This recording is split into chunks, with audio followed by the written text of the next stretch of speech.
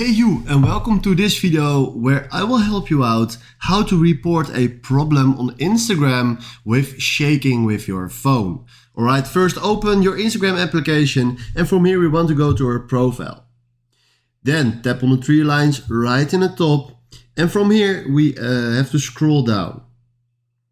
Then you find here the button help. Please tap on help. From here tap on report a problem. And now we just turn on shake phone to report a problem. Go back and shake. Alright. From here now it's clear. If you want to report something, we just have to shake. So let's go to my Instagram and then maybe to a reel. And now if you shake, Instagram says report a problem or a technical problem. And from here we can do report a problem, include and continue. And from here we can send Instagram what the problem is.